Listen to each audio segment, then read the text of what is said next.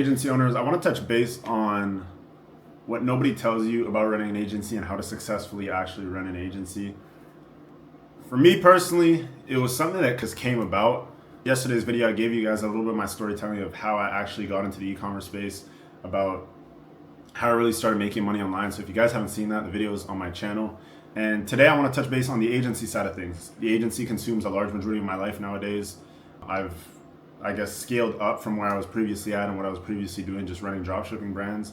Now I'm doing the same thing, but basically at a higher scale at an agency level, right? So what it really came down to, for me at least, was I got into the agency space by being white labeled as a service provider. So a lot of people were going out and selling all these high ticket programs. And to me, it was something that I'm like, yo, I don't know how people are selling these high ticket programs and then making use of my services that I was offering them, whether it was web development, marketing, customer service, all of that. And it then turned into a thing where I ended up developing a team.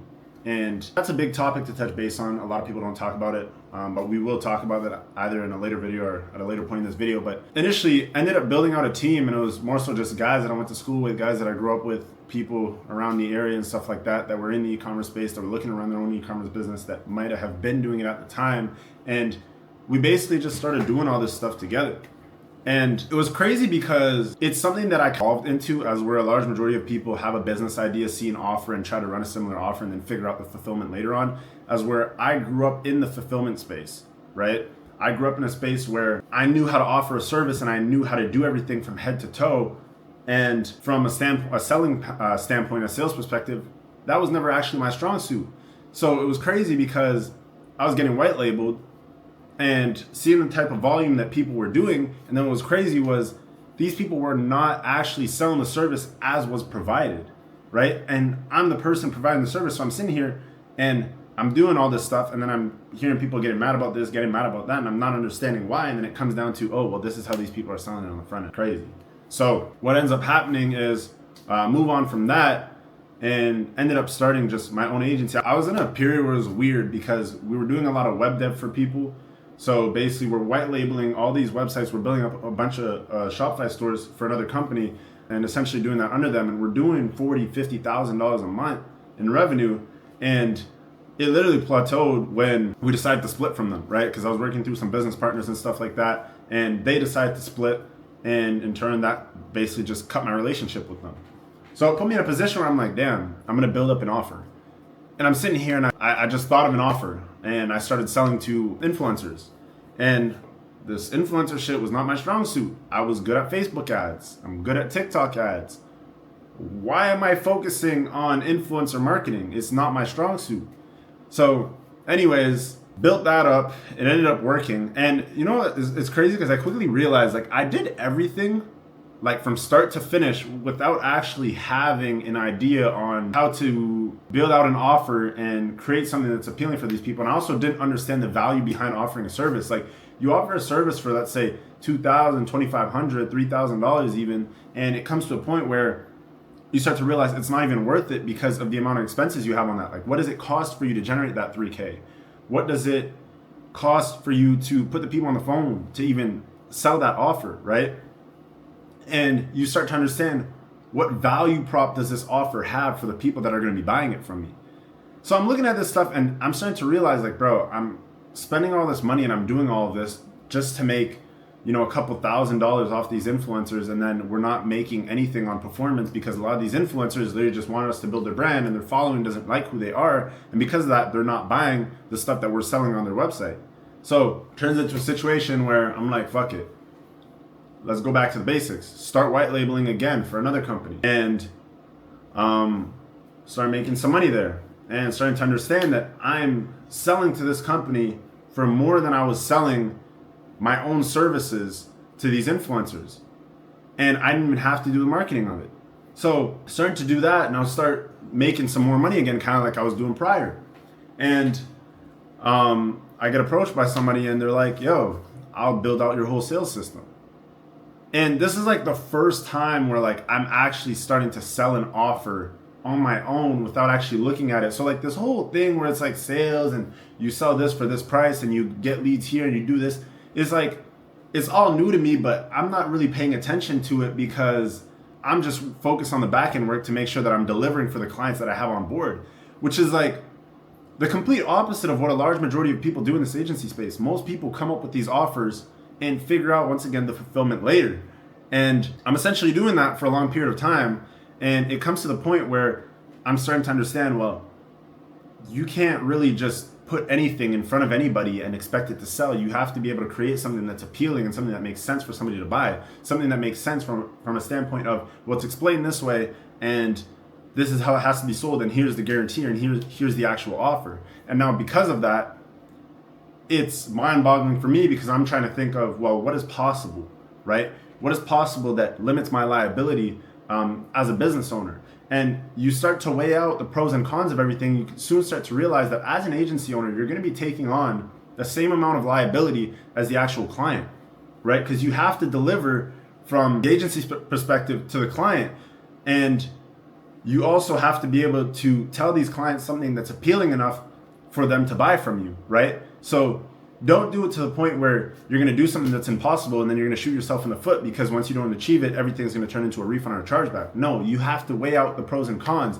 It has to be a little bit of push and pull. You have to give something that you know you can hit that's also an aggressive target, right? Because it incentivizes you, because if you know you don't hit those targets, you know you're going to have to pay that money back, or you know that you're going to have an angry customer or client.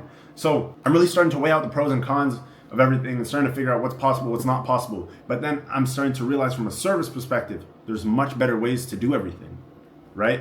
So imagine you have your front end that you need to make sure that you're consistently onboarding people. You have the back end where you have to make sure that you're properly fulfilling your services, you're properly giving people what they're asking for, and you're properly giving people what you're going to say you're going to give them, but then you also have to make sure that you're still onboarding. And the issue with the large majority of agencies, once again, is the fulfillment background isn't there, and because of that, they have to account for the lack of fulfillment with more onboarding or a higher onboarding price on the front end. But most people don't understand from the service perspective, it's not as easy to perform as you may think it is. As a business owner, you're like, yeah, I'm just going to build this website for this person and da-da-da. But you don't realize people want it built within a certain time frame. People want certain graphics. People want to pay a certain price for it.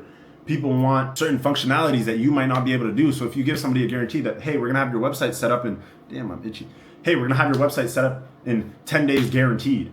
Cool. Well, there's certain functions on it that they wanted, and you said you would set it up in 10 days. And now you start to realize, well, the functions that they said that they wanted, you don't necessarily know how to do, or you have to go out and do extensive research to figure out how to do it. Well, great. Now you got a liability because, well, this person basically said they want this functionality on the website. You said you would do it within 10 days, and now it's taking you 14 days, and this person's asking for a refund, right?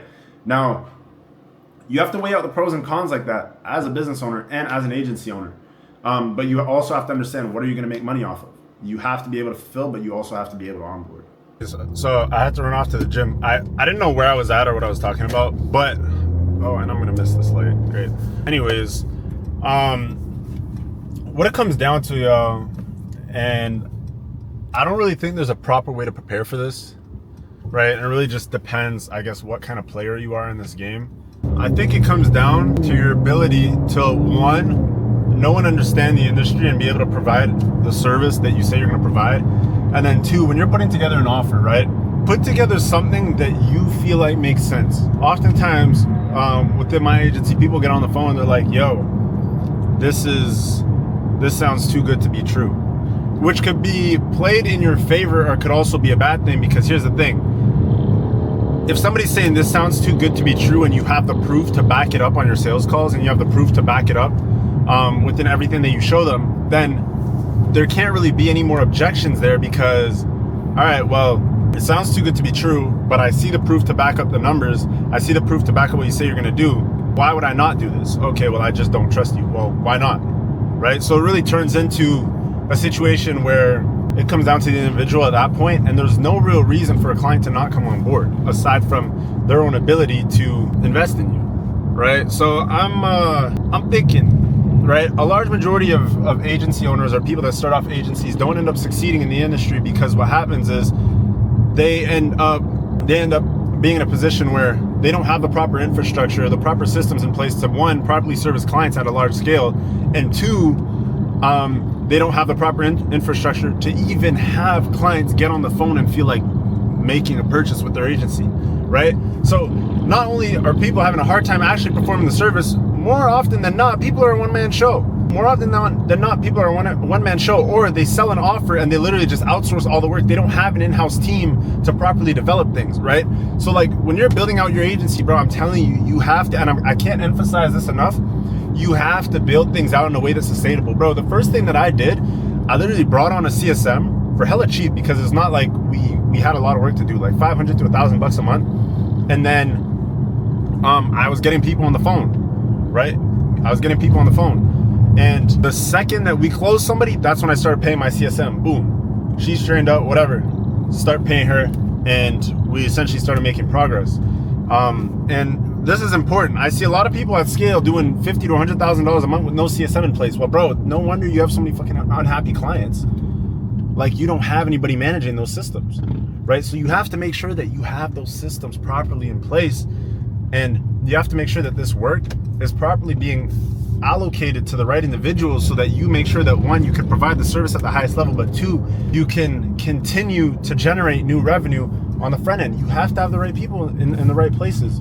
And people come to me and ask me, oh, well, why are you paying this person this much? Or why are you paying this person this much? Well, there's a couple of reasons. When it comes to a performance-based space, right, it makes sense to just emphasize performance-based pay, because people understand that the better that they operate, the more that they're going to get paid. But not only that, people have the ability to work independently, right? If I'm going to be a media buyer and I could go run my own businesses, right, at my own expense, at my own ad expense, or whatever it is, well, I could literally just go do that and go scale up. But if I have the ability to be hired as a media buyer, get paid or incentivized based on the amount of accounts that I'm running or the amount of revenue that I'm doing, well, that puts me in a position where I don't really need to go run my own businesses, because there's liabilities that lie there. If I'm going to be brought on as a media buyer and I'm incentivized based on performance, based on account activity, based on having however many accounts active, then it puts me in a position where I'm still doing what I would do for myself regularly at the highest level possible, being incentivized for having that performance. But not only that, I don't have the liability of having to pay for my own ads and cover my own ads, or even pay for downtime, right? Like, you as a media buyer running your own business, you might end up in a position where, well, shit, this month performance is low. I went on to spend $25,000 on ads and only made $25,000 back. Sure, I broke even, but now I have the risk of chargebacks. I still have payroll for my customer service VAs. I still have to pay, my team to do everything. Bro, it's not sustainable. It's not sustainable to continuously, it's not as sustainable to continuously do that. Obviously, there's sustainability in running your own business, but it comes down to your preference and what you want to do and where you see longevity, right?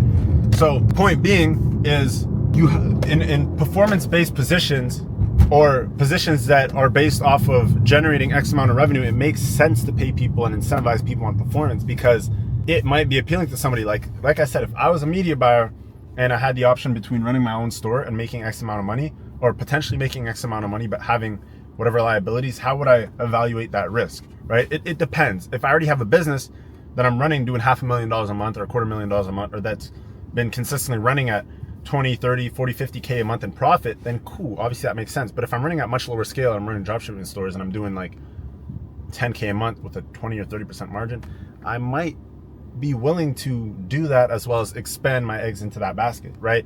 So there's that. From a sales perspective too, being incentivized in closing deals, it just makes sense, because you're the one asking people to pay, you're the one asking people to put money down, so it just makes sense for you to incentivize somebody based on how much cash they're collecting, right? But in another position where you're a CSM or whatever it is, these are people that are typically looking for jobs. These are people that are typically looking for a position where they'll understand that every single month I'm going to work X amount of hours roughly, and I'm going to get paid X amount of money. And because of that, you're looking for a different individual, right? People aren't necessarily willing to put up the money or necessarily willing to have the overhead, but the upside with that overhead is the fact that you're going to pay people the same amount of money every month, regardless of how they perform. Obviously, there's downside to it, because if they don't perform, you still have to pay them. But the upside is they're performing and the business is doing better.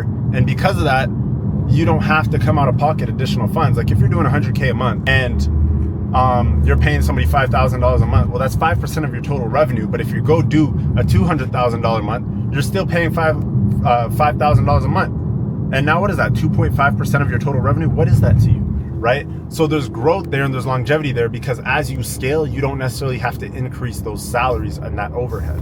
Obviously, you have to bring on another CSM at some point, based upon you doing more volume. But that's kind of that. So yeah, I mean, a lot of this stuff I feel like just isn't talked about in the industry, and a lot of people don't understand how to properly, one, structure their offer on the front end, and then two, properly structure their back end to properly fulfill services. I think that's a key takeaway of this video, y'all. I think that's a key takeaway of this video. And I just yapped for like 20 minutes. So that'll likely bring us to the end of the video. I need to go to the gym right now, get a quick pump in.